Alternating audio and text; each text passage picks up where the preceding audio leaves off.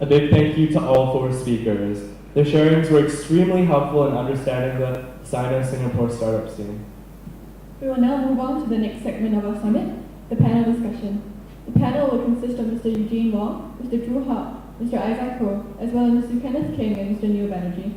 Mr. Kenneth is part of the core team at Skypark. His official role lies in marketing, but also handles business development, copywriting, and website user interface. His experiences include working with China and Singapore as well. Mr. Neil Banerjee is an entrepreneur at heart and founded customer strategy and digital consulting groups, one of those groups called The Engage in 2014, The Engage's partners in Hong Kong, Singapore, Amsterdam, and Manila. Mr. Banerjee has spent most of his professional life based in Hong Kong, working in the dynamic markets in China and North Asia.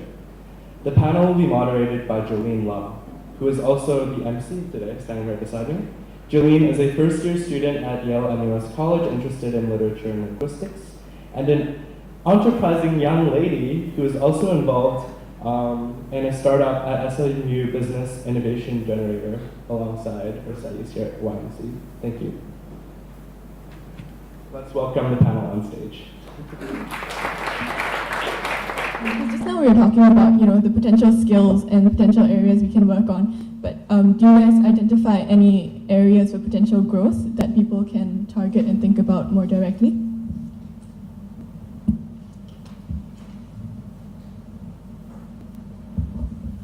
Maybe I'll kick this off. Yeah? I think I just want to take up from what Isaac was last saying, and I think the fact that all of us are in Singapore means that we are in a very stable, very well curated environment. We've just had SG50. Singapore is a role model to a lot of countries across the world, and the one thing that we have is the word is called governance, and the governance that Singapore and the Singapore mindset brings, I think is a great thing that we can take to China. China, for all its opportunities, still is a chaotic market. Isaac, you talked about a number of things that we can do, but I think the governing spirit with which we can build things in Singapore and then take it across to the rest of the world has always been a model. So I think that's something that all of us should note. I think I also met a lot of people who studied law, so law governance, so I can see the pattern, I can see the reason. But maybe one of my co-panelists might have a view on that. Okay, I totally agree that one area that China would, in my personal view, would need in the years to come is governance. Even in investing, I've moved to in the board of directors area, and I went to do my China director in UK. However, it's going to be a long journey. The Chinese, my personal view is that they need it, but you need to. It has to be a model that the Chinese boards can accept, and you have to move along the way of persuasion rather than direction. The other area, I think that it's I think there's a lot of I think way forward is now the Chinese is rich, right? I mean, the Chinese economy, Singapore is not much to value money. I remember the first time I went to Beijing, it was 1999. I found my roots being Chinese, you feel proud being culturally Chinese, and they were very keen to talk to you because you're VC, I remember in Beijing, I have to 跑商场 they said, no, Reggie, you must come for dinner. So 6点多一场，7点多9点多 we wait for you, but fast forward 10 years later, you can't find it. You have to make a appointment ahead. So China has moved away from just raw money, who you are. The other, but I think they look for soul sustainability. Right? They need to know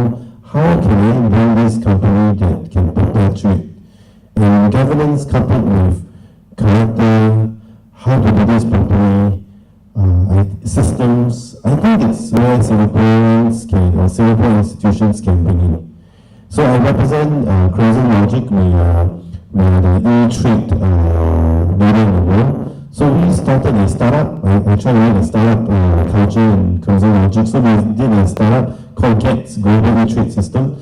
So we are part of the team that Singapore government is promoting with the One Belt One Road model in Chongqing. I'm going up next week.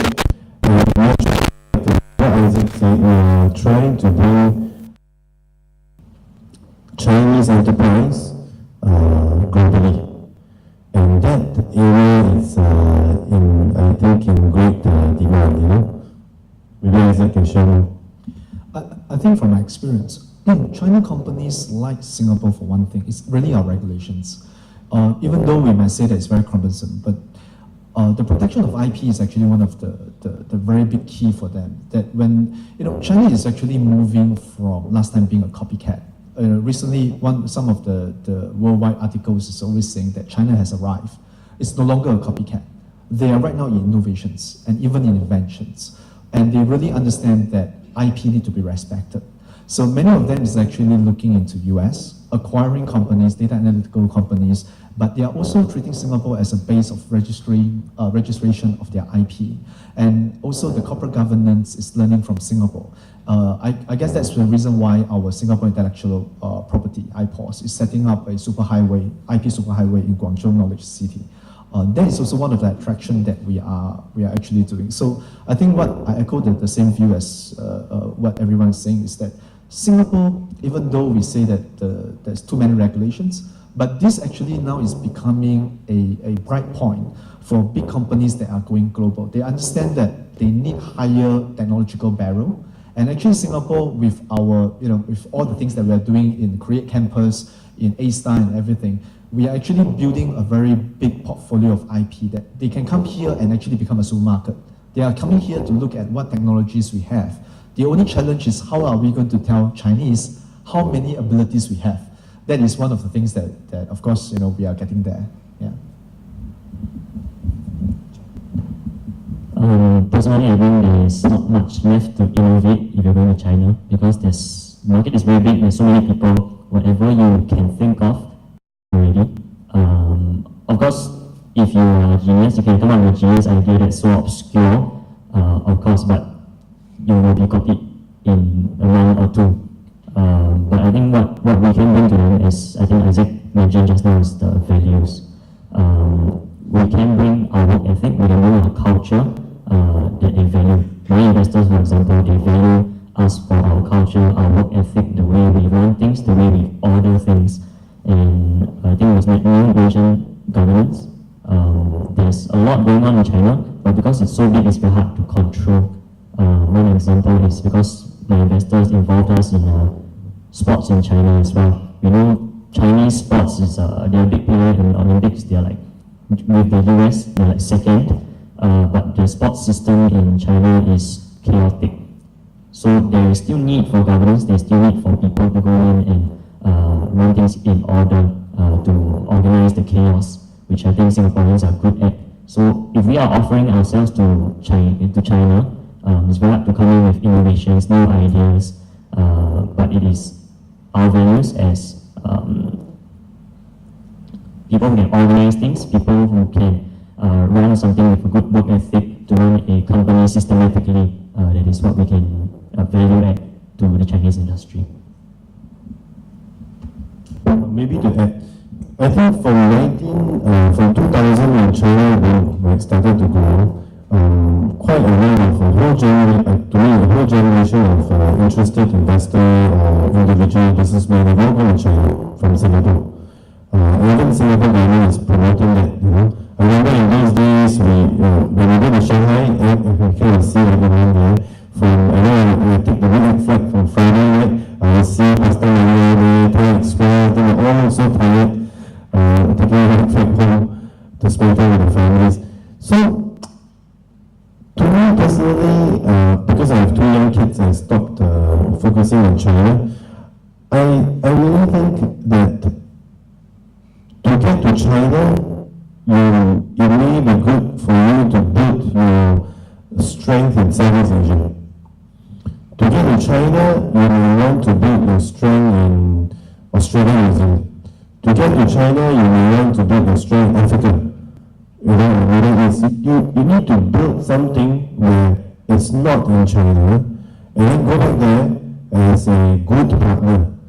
You know, and Southeast Asia, to me, a whole 10-year of period, we have kind of ignored and gone to China, you know, India. So perhaps it's time for us to look at Southeast Asia. And Southeast Asia, you know, when we do the F&B market, right? I tell people that F&B in Southeast Asia is 1,000-strong chain store market. Okay, you may say, no. So it's comparable to China. For example, Indonesia, there is a Hoka Bento, there is 200 stores. Jollibee in Philippines has a chain of about 200 stores. Thailand easily, McDonald's is about 200 stores. Malaysia, you'll be surprised, the chicken rice chain, it's about 120 stores. So if you combine everything plus Singapore, it's a big market. Then you go to China and say, hey, you know, we have 1,000 stores, do you want a partner? Then they will say, yeah, we have value, because I think for them to navigate Southeast Asia, it's not that easy. Okay, thank you. So I think we'll open the floor up for questions, and feel free to take to the mics on the aisles. I ask you to present your name and your institution, and maybe the person you're addressing the question to. So feel free to walk toward the mic. Hello. Okay, my name is Wilson. I'm from UMS College, and firstly, I really want to thank all the speakers for your presentation. And I'm going to demonstrate the spirit of Kiasuism and ask 3 questions. And feel free to answer it, and don't have to answer all of them. The first question is due on the topic of China, because I believe the participants here today, we all have Singaporean background and at the same time interested in China as well. So I want to ask, China seems to be a place full of contradictions. At the same time, there's so many opportunities, but competition abounds as well. So how do we, as the college students or potential entrepreneurs in the future, brace ourselves for that? And what are the things we need to keep in mind when we decide whether we want to stay in Singapore or even go to China? Or even more specifically, what are the differences in terms of opportunities and challenges in doing business in Singapore compared to in China? Okay, the second question is more technical about entrepreneurship, because entrepreneurship ultimately boils down to people, right? Dealing with people. So I want to ask about how to deal with relationships with your partners, because some of your business partners may potentially be your personal friends in real life as well. So how to deal with the relationship especially in circumstances when you have business disagreement, but at the same time you are friends in real life as well. And also maybe some of the things to keep in mind when retaining talents, recruiting talents, how to build up a company. And the third question is inspired actually by the book From Startup to IPO by Mr. Eugene Wong. It's more directed at you as an investor. So how to develop, you talk about how to develop a more human relationship between the investors and entrepreneurs. So it's not just simple relationship in which the investor provide the fund and entrepreneurs maximize the profits, but it's a more human relationship in which the investors can provide more strategic support and they can even become real friends in life. So I want to ask about how do we do that? So okay, I have my 3 questions. The first question is on China. My second question is on people. The third question is on investors. And yeah, thanks for being patient.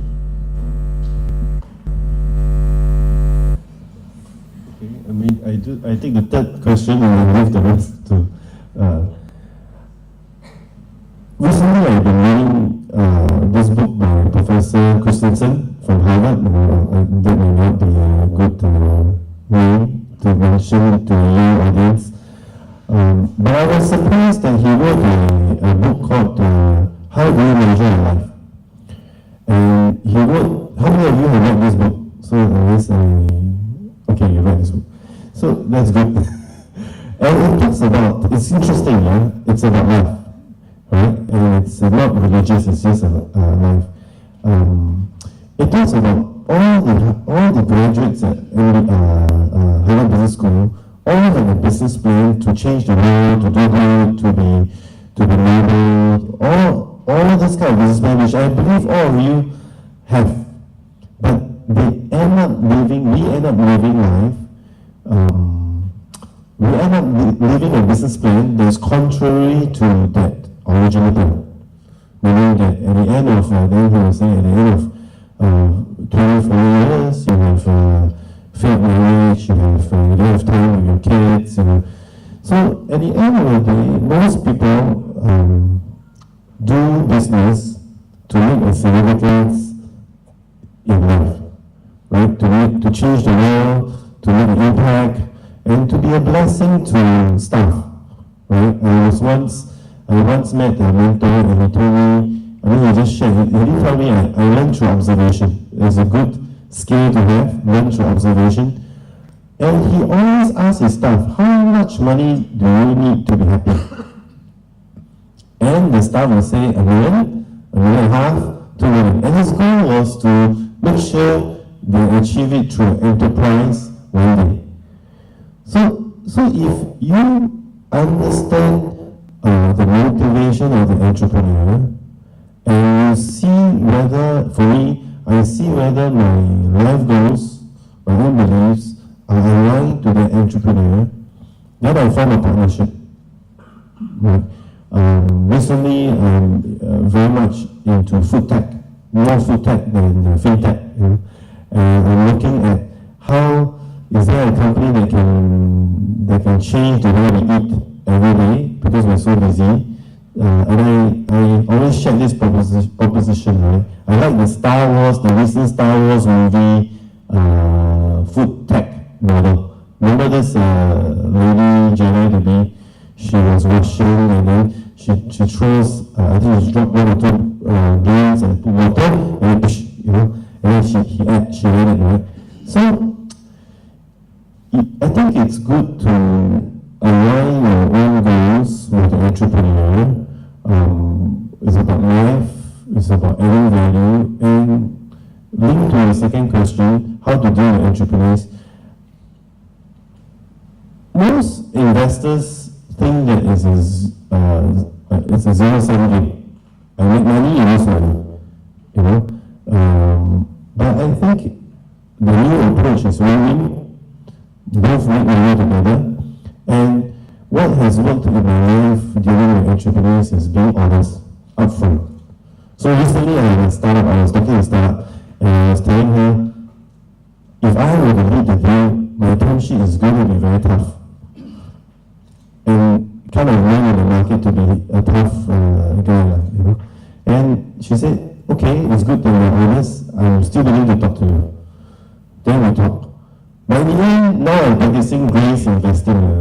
I'm practicing grace investing. Now I believe that whether you succeed or don't succeed, it all depends on the Lord. I'm a believer. So that you can stop. We as VC overrate our value. If you pick the right business, if you pick the right entrepreneur, and you're there as a friend and mentor, the rest is done. So I don't need to have a board, I don't need to have extensive restrictive covenants, which when I first started, I do have. It's kind of moved to the next phase, I think, For your second question. I don't know, I'd first like to ask how many of you are actually from China? That's half the audience, a little less, maybe? And so, you're all here studying at the Yale in US. Some of you have probably schooled in Singapore as well. And all of you will have different kinds of ambitions. Some of you probably saying, hey, thank goodness I'm out of there. Someone probably thinking, I'd like to learn something and go back to China and make a difference. And some of you probably haven't really charted your course. But I think the most important thing that I learned, and I spent most of my professional life and working life in China, is I think my fellow speakers have talked about a lot of things. Immersion in the culture, immersion is very important. So take this opportunity to use Singapore as a safe base to explore the region, explore the world. If you learn some skills that you think that you can take back to your hometowns or the place that you call home, by all means you should do it. But be very clear about what you want to do. Be very clear about value. Actually, it's Cuban-esque thinking, but essentially, I think startups talk about getting funded and about exit strategies. I, having actually mentored a lot of startups and actually lived in China and in Hong Kong for many years, have seen that the most successful ones are the ones who are interested in staying in the game, who are not looking for just an exit sellout. People who are invested in transferring value back to the ecosystem, transferring back value back. And the fact that the Chinese social structure underlies a lot of the entrepreneurial activities as opposed to the American style, very individual driven model is something that you must not lose. So that's kind of my 2 bits. But I think many of you might have some follow-up questions. Maybe Isaac wants to add something also having lived there. Okay, how many of you are going to be entrepreneur? Nobody? Okay. You say, those of you that want to be an entrepreneur, let me tell you what VC knows. We actually doesn't know a lot of things. Okay, the entrepreneur is supposed to be the one that know more things than the VCs. Okay, so one of the things I think what many of us face is that there's a lot of over expectation of what a VC can do for you. Okay, actually the VC just provide you money and hope you make money for us. Okay, if let's say you need our resources, our whoever to endorse you, that's come simple. But if you think that we are going to be magical and do up your financial figures, help you do the marketing, then might as well we take over your company. Okay, so the thing is that between investors and entrepreneurs, you got to understand that you lead. We actually is following. We can give you resources, but we shouldn't be the one that is taking the lead. So some of the things that I guess Eugene also encountered, every one of us encounter is openness is very important. Sometimes it's good that if let's say you meet your next investor or whoever, even in job employment, list down your expectation. Let the person also tell you what is their expectations so that there's no mismatch. We also encounter a lot, especially startups, that ends up leaving the deal or after signing and taking the money, they always say that, these investors promised me to open up this and that, and then turn up, there's nothing. So it's very important for you all to get, for the entrepreneurs that want to be, to understand, to actually spell out what you really want, and let the other party spell out what they can do for you, and to what limit. If you think that the VC is going to be helping you every step of the way, he's not. We actually invest in many companies. We cannot be Superman, one day here, omnipresence, another place. Now, the other thing about, especially I see so many hands that you are actually from China. This is Singapore is a very unique place where a lot of China companies is established themselves in China. It's like suddenly there's a go south strategy from Hong Kong, Taiwan, China, that they are all coming to Singapore as building the structure base here. By means, they are coming and making the HQ over here. And one of the things that we found that Singaporeans must learn from our China colleagues, it's being hardworking. It's also being, I'm a Singaporean, but I must say that when it comes to working, I recently had a tour to Garena. Okay, the reason why I keep on saying is that I'm very impressed with his office, number one. Okay, number two is the way he tells me about his staff. Card access, right? Card access is supposed to get you into office. His card access is supposed to get you out of the office. Why? Because his programmers refuse to leave his office. His employees refuse to go out of his office and work until the last piece of shirt is like worn out and is still living there. Basically living, because of course he provides the environment, there's meals and everything, but the work culture is there. Singaporeans, if you want to have success, number one, what we also need to do is being flexible. It's good that we know regulations, but you got to understand if you are dealing with multiple cultures and countries, not everybody will like Singapore way of doing things. One of the joke, in this part of the region, is that if you are accepting term sheets from Singaporeans, okay, from Singapore investors, your term sheet and your investment agreement is this thick. And normally closing a deal is 6 months. Okay, from the time of negotiation to your term sheet all the way to investment agreement, it can be 6 months and cost you hundreds of thousands of dollars. But in China, it's a handshake. they write a term sheet, they still get lawyer, but they tell the lawyer when I want to close the date. Singapore is famous for having long legal process and all these things. So one of the things that I felt, addressing to number one question of China, Singaporeans must be flexible, or whoever that's in Singapore. It's good to understand the law and regulations, but it's also understanding flexibility, but within the boundaries of law. Okay? I would like to add something on the question one, because since we share the same background over here, we study in Singapore, and I want to become an entrepreneur or do business connected to China.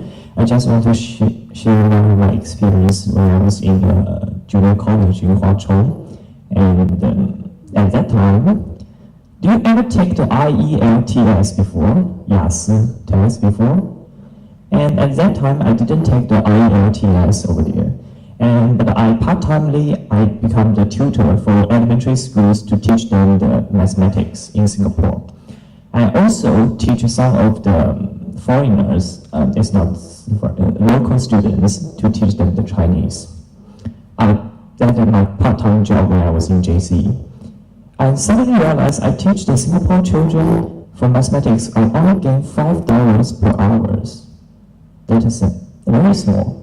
I teach those in Chinese, I only got like $10 per hour. The rest of my time. So I'm rethinking this question is, what is my comparative advantage? Because a lot of PIC scholars can teach them the mathematics. And also a lot of, even like a Peidu Mama, a lot of Chinese women can teach the Chinese. So I suddenly realized, oh, I can use the Chinese and I also can speak English a bit. So I decided to do is to use English to teach them Chinese and to use Chinese to teach them English. So I found out two groups of people in Singapore. One part of people is the students just came to Singapore for study. The original come from China. Another group of people is the top 500 entrepreneurs. They send the executive officers to CEOs to the Singapore, and they give them the tuition fee to study Chinese. I realized that is my comparative advantage. Just like Mr. Ho said, what is your value? So I increase my value per hour, making money in Singapore for tuition. Is $235 per hour. At that time, which means I'm JC, 2 years old, younger than your age right now. And that time, I rent a luxury apartment, 4-bedroom apartment with the swimming pool with the gyms in the Yishun. It's called Emerald apartment over there. And I hire 4 of my classmates to come to my apartment. I give them the free room for them, and I let them to teach the students I found from the different sect. At that point of time, I make around 10,000 Singapore dollars per month. That is much higher than my seniors who graduated from the college, right? If you did find a normal job in Singapore. So that is the point I found out. We have to think about a comparative advantage. That it works not only in Singapore, but also it works as Singapore students, we want to work in China. So think differently. Think what you are and what is your value. Just like Mr. Ho said. Just want to share the case. Yeah.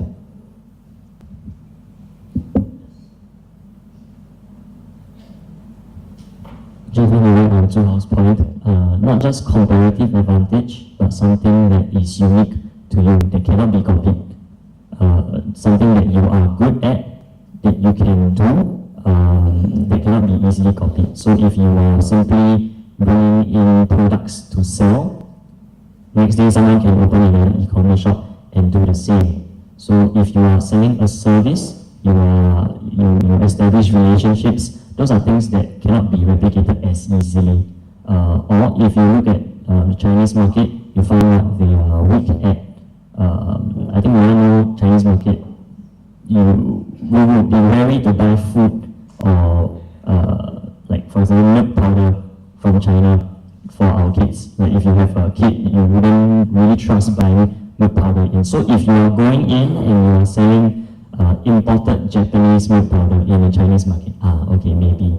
But take note that another person might copy you soon. So you have to offer additional value. You have to offer the Singapore branding. I am a Singaporean here in China.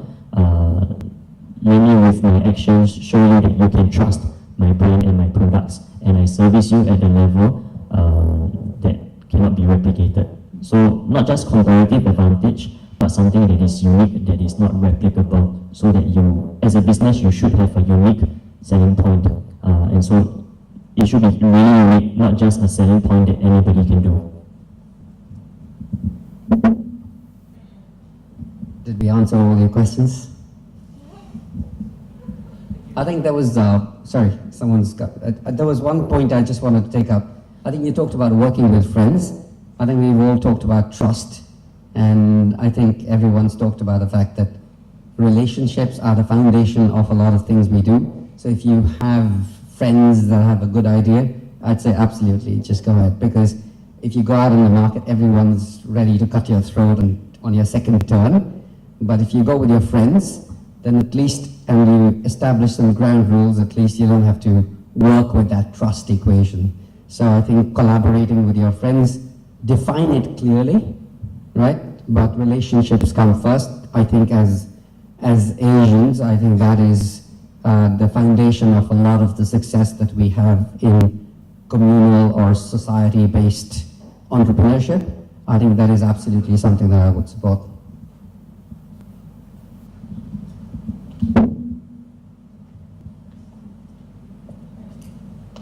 Hi, good afternoon. Thank you for this value adding to us.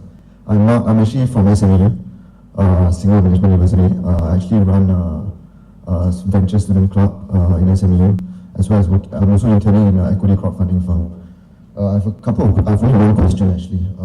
Based on my experience, a lot of the students, like myself, and aspiring entrepreneurs to be, we don't see a lot of problems, a lot of startups starting up in Singapore. We see a lot of problems growing SMEs into unicorns, essentially. And I think one of the feedback that we got was not so much the fact that government isn't giving us money, but in a sense because Singapore is a tax haven, and actually we are a very open economy, very different from the Chinese China market, where the government really protects the businesses over there.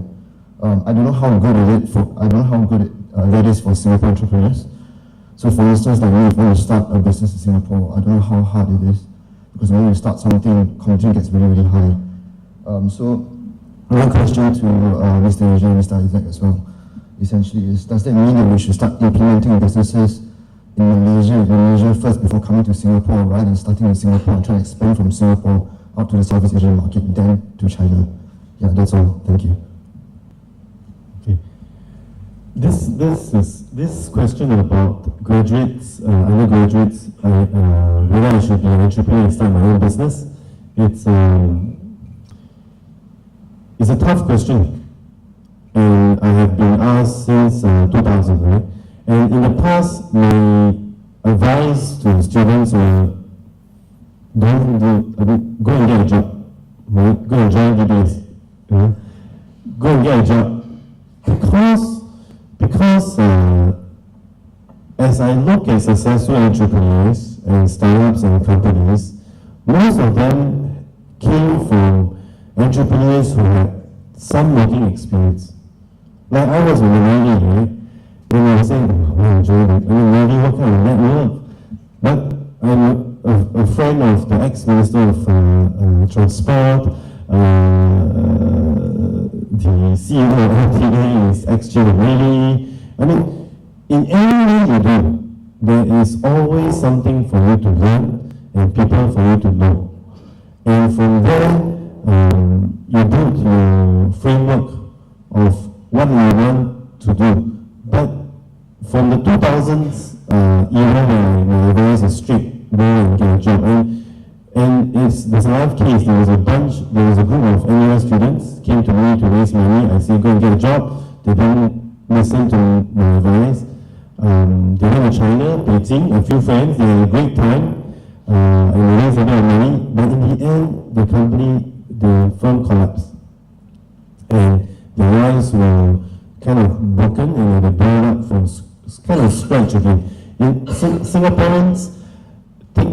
survive very badly.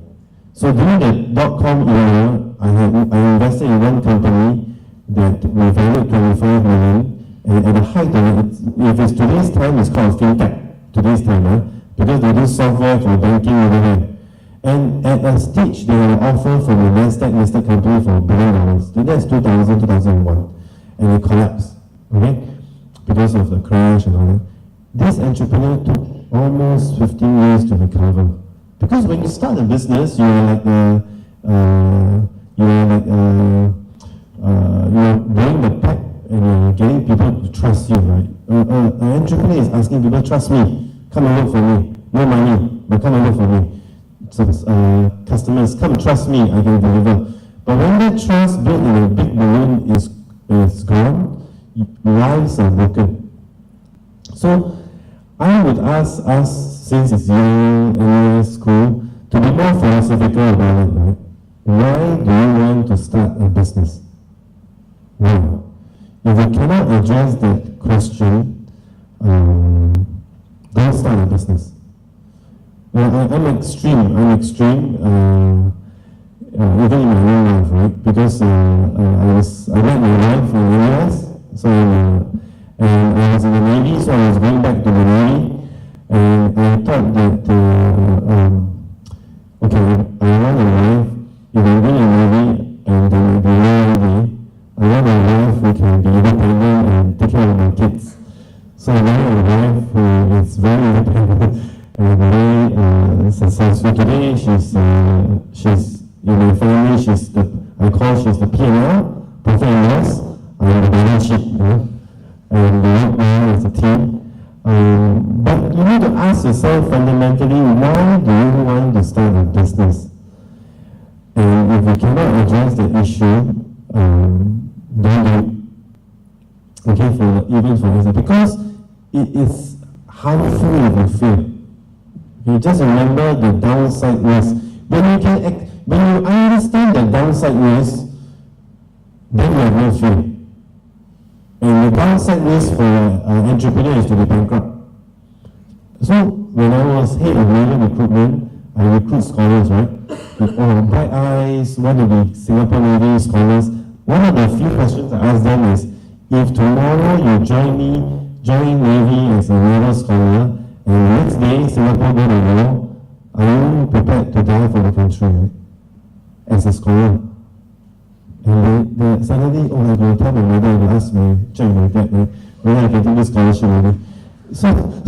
So you have to address fundamental question before you embark your life to it, so that's my advice. And one thing I found out, in my own discovery, what you're destined to do, it kind of started when you're young. You test this theory, right? That's my own theory, right? So when I was young, I was already a boys brigade leader. So my vision is to invest and to lead. That's my vision in life. Invest and lead. So I will never be an entrepreneur. Right? Because I don't like to manage a lot of people. My purpose is not to manage 1,000 people. That doesn't make me happy. But to invest and to see a company grow and I'm a little bit part of it, I'm happy. To lead, either in different forms, I'm happy. So you need to ask yourself, what is your purpose in your life? Sometimes your father can help, like I give a life purpose for my two sons, a little bit extreme, practicing venture capital on my kids.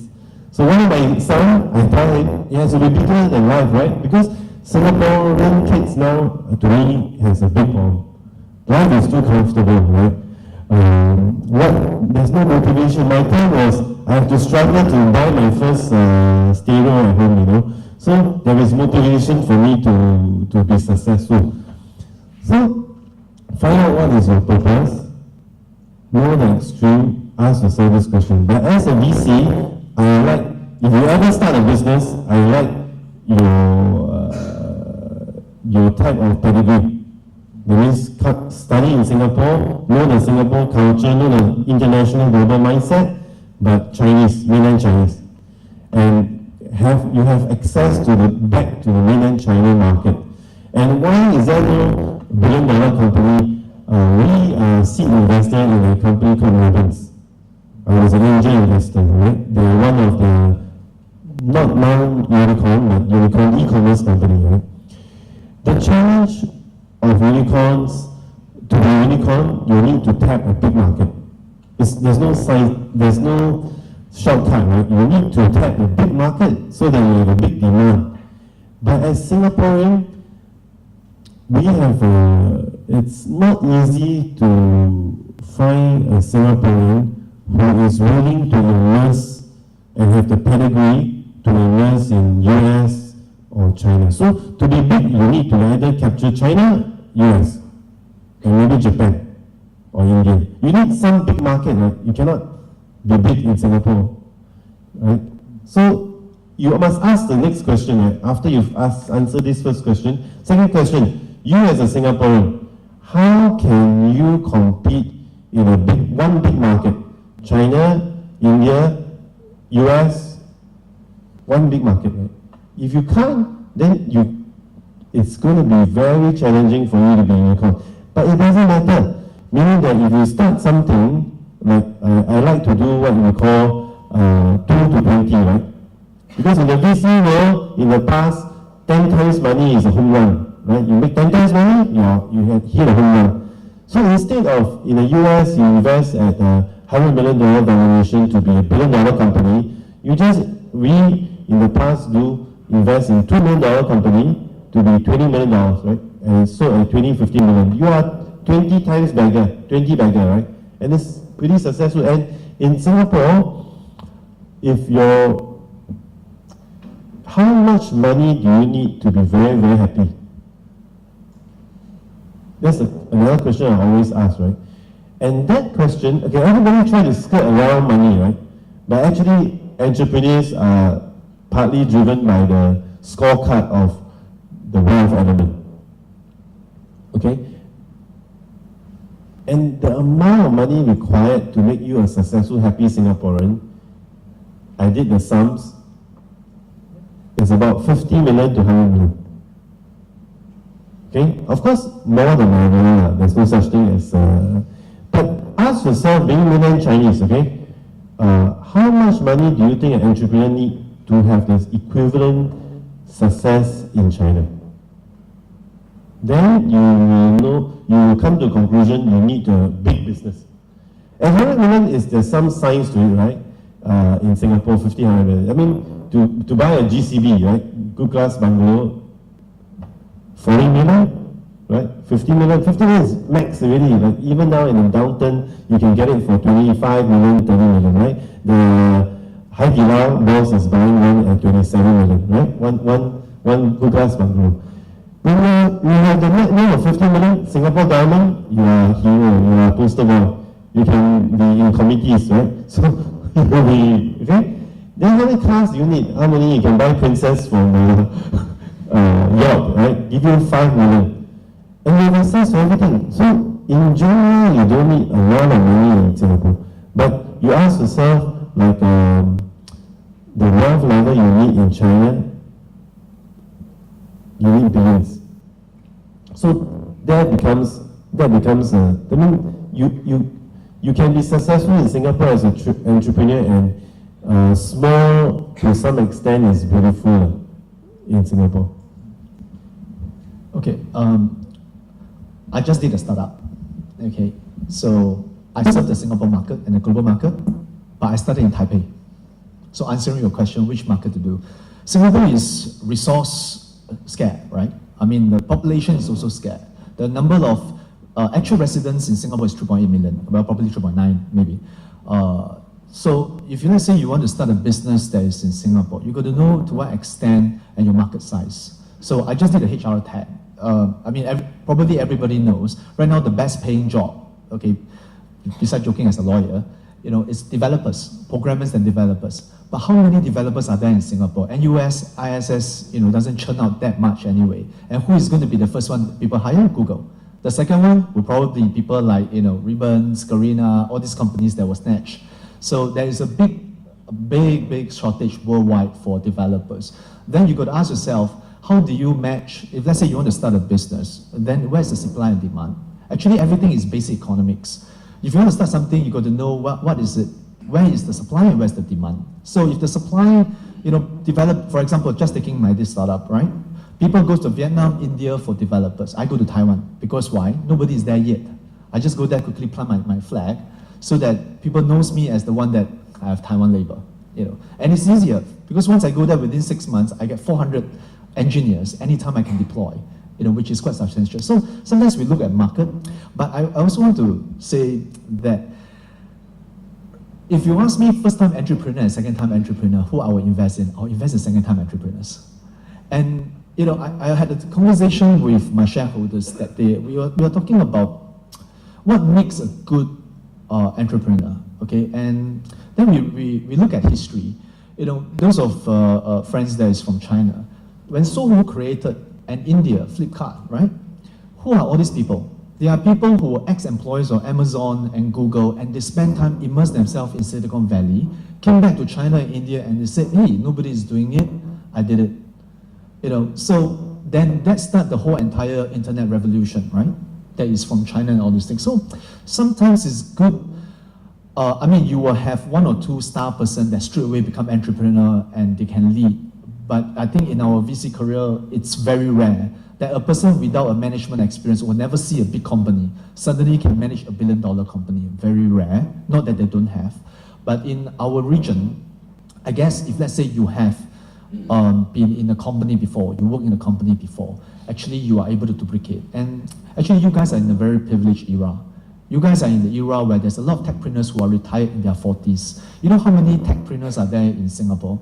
The boss of Chuanqi, right, Senda, and all these people, they're all here. And all these people are giving back right now. But what is the common thing that they are looking at? Is the spirit to fail. What they are looking at is are you moldable? Are you teachable? If yes, there is no, a lot of them, like people like Cai Wen-se, even Zheng Ge Jijing, from Xing Dongfang and all these people, they are in the mood of right now training entrepreneurs. They are giving back. But what they want to look at is actually the attitude. And also in Singapore, if let's say you are talking about entrepreneur clubs, answering whether how many unicorns. I think Singapore is at the start. We are actually we are later than China, of course, but we are seeing more and more companies coming up. So it will take a while before we actually see that there are companies from 0 and also to 1. It will still take a while. We are still at the beginning stage. We haven't come, where Silicon Valley, and we are probably like 15, 20 years or even 10 years later than Silicon Valley. So if you want to start something, I think it's good also to know, do you address supply and demand? And at the same time, do you have good mentors? I think in this era, having good mentors is very good. Like personally for myself, my shareholders, and I'm constantly seeking for mentors. People who has done it before, people who is there, I will seek them out, I will ask them for advice, and always being humble and trying to learn. Because in this economy, if you have an app today, your lifespan is right now less than 2 months.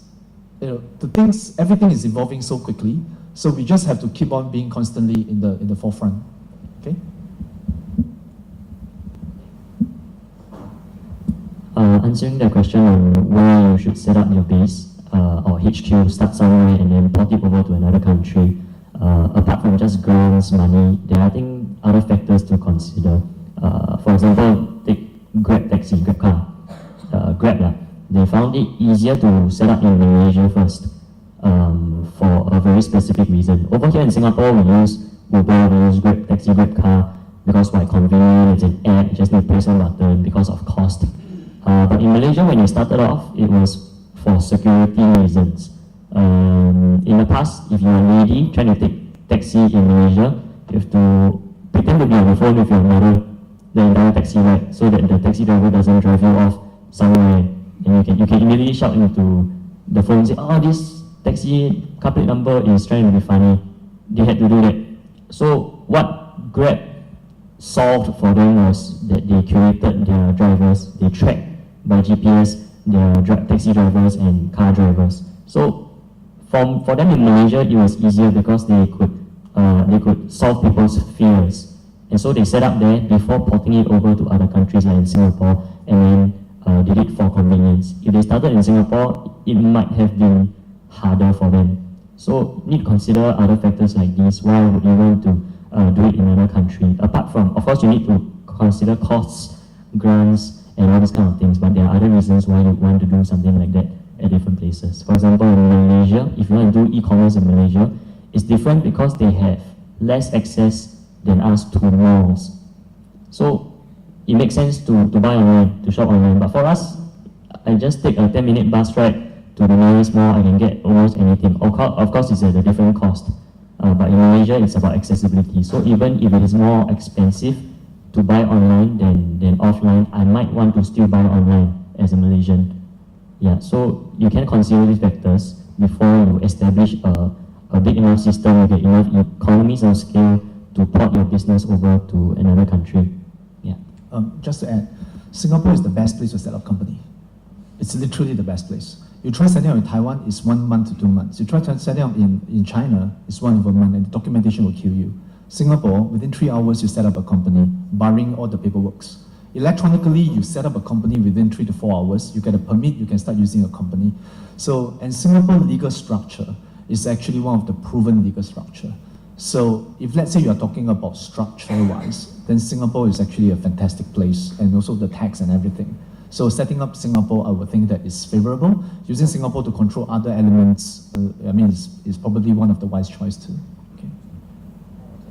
I want to add on something is because actually Singapore is very fast. For us to set up the Olympic innovation, we did it in the Nepal, in the Kathmandu. Just climb the mountain that day, we go online and submit the registration. Olympic innovation Singapore already done. And that is a very fast way. But in China, if we find some agent, you just pay them $200, they will get it done within like 15 days. That is the things we will do in register the company in China market. Yeah, something like this. Okay, thank you. Are there any last questions? Because we're supposed to end at 12. Okay, we'll take one last one and we'll make it quick. Okay. Hi, thank you for your time today. My name is Yu Qi. You can call me Raymond. I haven't joined NUS and joining this August. I was in Army. So last year was a very special year for me. I actually founded a tuition center. And then from this experience, I actually realized that the consumer pattern is actually very hard to predict. And an angel investor once has told me that investing in a consumer-based market is more like a gambling from the investor's perspective. Mr. Eugene, do you agree with that statement? And sorry, please, just one more question to Mr. Isaac. I actually studying Vietnamese market for the past few years. I've been traveling to Hanoi, Da Nang, and Ho Chi Minh. And then I realized that one of the problems that is hindering a startup there is a bureaucratic system. So years back when you went to China, how do you handle such problem in terms of liaising with the government? Yes, thank you. I think investing without doing your due diligence is gambling. Okay, most of the time, the venture capital, the moment they see your business plan or your fact sheet and they're interested to meet you, they are starting to do work already. They are starting to ask around, they're going to check around. And if, for example, tuition center, right? I've looked at that sector for a while. What a VC will do is, I think a typical VC will do is they will go and study all as many as possible active tuition centers in Singapore, right? They will do comparable studies and they will see who are the most successful tuition centers out there. First thing they will do. Second thing they will do, you see, VCs don't invest to just make 5% return. If it's a 5% return, maybe they should just buy a bond, right? We try to make, we tell our LP that we're going to make 15%, 20% return, but we actually hope for unlimited returns, meaning 100%. I mean, we want to make good money. So we have to, what the next thing we do is tuition center. So I will address is, has there been a successful tuition center model in anywhere in the big markets? So I will study US, I will study China, what's happening there. So in China, I've looked at a deal before called Poaching Kids that does like preschool kids, okay? And I went through the same methodology. I looked at them, I visited them a long time, but there's not yet been one successful preschool kids school. Successful, that is, maybe I'm wrong, but at that time, no. And one of the challenges I found, I tried to dig what is the business model? What makes that business model successful? And I came to realize that, yeah, everybody craves about preschool, kindergarten, and all that, but the switching cost is very low.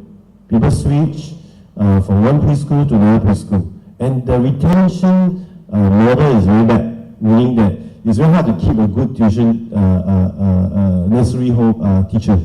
And therefore, if you cannot address these two issues, you cannot scale.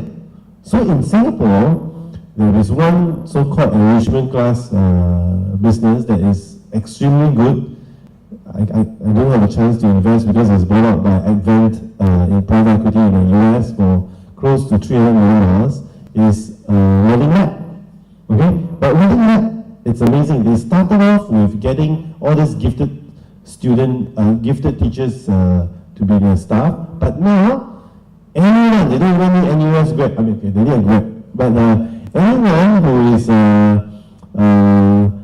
can go, and they have really built the curriculum. So any pleasant-looking teacher, they like to choose pleasant-looking because maybe my kids in school, they always see very fierce-looking teachers. So in the afternoon, if they go and see a very pleasant, kind-looking lady teacher, guy teacher, it's nice, you know. And they got the curriculum correct, and they can scale. So you need to do extensive homework. I'll give you another example. I'm looking at this food tech thing, right? So it's organic, gluten-free, vegan, right? So I will ask, how big is this market? Can this be enhanced? Can this be, then I find out more, there's Impossible Foods, there's Hampton Creek, then there's this new startup in Silicon Valley called Solent, that does drinks that you can drink for programmers, you know, funded by Howard's venture capital. So you need to do a lot of this homework before you invest, so that you know where you're going. That's the upside. Okay. Then the downside. The downside, what I do is I spend a lot of time trying to understand the entrepreneur.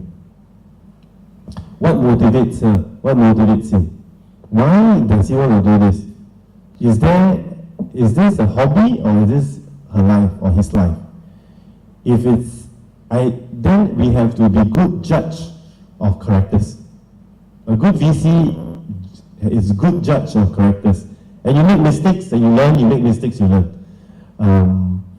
Third, I would look at structuring. A lot of people missed out this structuring part, but VCs, good VCs or private equity, mostly private equity, are good at structuring the deal so that worst case, I know what is my downside, I can still sell. For example, this technology firm that we eventually offered $1 billion, it crashed, right? But in those days, in 2001, I knew the beauty of IP. So we took out the IP, source code, and we sold it, even though it's liquidated, because no one wanted to bid for the IP. So we came in and bid for, I don't know how much, $1, took the IP and sold to a Malaysian institution. So if you do enough homework and you know the risk level, then you are investing smartly. Otherwise, so if you reverse the other way around, you need to explain to the VCs how to address all these risks. Then you okay. Give you another live example. Last year I invested in Alamove. It's a Hong Kong startup that does competitor of Google Van. So now it's really hot now, this area. So how I invested? First, a trusted referral. So a banker whom I know who did the IPO of Ajisan showed me this deal. So I trust him, right? So I met him. I met him in Hyatt, Hong Kong. He looks like Jack Ma. Square, looks Jack Ma. Square face. Someone said, my colleague said he looks better than Jack Ma. So okay. Then he told me his story. The more amazing the story, the more extreme the story, it's more attracts me. So he said that he was one of the top my friend told me he's one of the top students of his year in Hong Kong, right? And he left to Stanford to study, not as good as you, went to Stanford to study, graduated, joined Bain Consulting for about 2 years, had enough of consulting, quit consulting, and did online gambling. And he made $2 million from online gambling. Then he decided that he's bored, he wants to do some investing. He went to knock on the door of Google Van. He said, hey, can I invest in you? Google Van, according to him, tell him, sorry, nobody, please go away. The next day, he started EasyVan. Right? So that's one. Two, I thought, wow, amazing, right? He got a lot of ego behind it to not make it loose, you know. Secondly, he was able to recruit people around him that is that is as good as him, if not better. He managed to hire a Westerner who used to work for Food Panda, the local internet guys. And he's working with him, and this Western guy is very loyal to him, to a Hong Kong national, right? And I thought, okay, quite interesting. Then my due diligence is very simple. He came to Singapore, they came to Singapore, I invested, I'm a shareholder and director of Neo Garden, right? Neo Group Catering, right? So straight away, Neo Garden used the apps to deliver a hamper to a hospital bed. Cheaper and faster. So that's done. So we invested. But he's humble enough, I mean, for all his success, I shared with him, why don't you do this? I have no time to catch up with you. Maybe you should send weekly reports to all the shareholders. Then I met entrepreneurs to tell me, hey, are you crazy? Weekly, you know. But he does. Every week I get week-to-week sales of his company. And I'm just a small minority shareholder. So when you put in place processes and it's a joint effort between the entrepreneur and the VC, the success rates go up. Yeah, hopefully it helps. Yeah, so expanding outside, right? Don't try to be king. Okay, so I'm going to be expanding to Vietnam also. I mean, but let me share with you how I expand to China and also Taipei, to Taiwan. I don't go in myself. I find a local partner, and I make the local partner my shareholder. Meaning to say, again, it's a good judge of character. Sometimes you get it, sometimes you don't. So I will not go into any country unless I find a local partner and he becomes the majority shareholder. Meaning to say that this is his gameplay. If let's say I want to work in China, I make sure this person is rewarded enough to be a 51% shareholder and he takes care of everything. Because I would know the lingo, I don't know what he has. So answering your question also, what we did in Hangzhou, we actually went down to the Xiasha government and we brokered ourselves and we got a building for free and also for grants for Singapore companies that's going up. So we did that not by myself.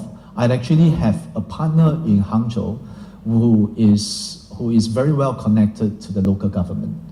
And by empowering him, he actually went to broker the deal, brought it onto my table, and all I simply need to do is to go down and sign the paper.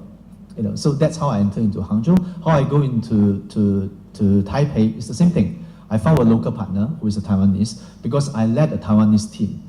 And for a Singaporean to lead any other nationality, it's not easy. So I will need him as a partner to be leading the whole team. Same thing for Vietnam. I found a guy who is a trusted Vietnamese who stays in Singapore.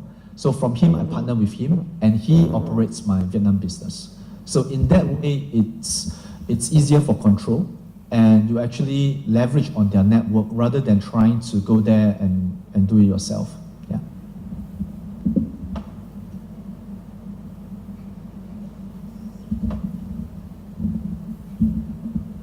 So I guess we're running out of time as well, and I think that will be the end of the panel discussion. We have tokens of appreciation for each of the panelists, and I will invite Mr. Zhang Yaolin back on stage to present the tokens of appreciation.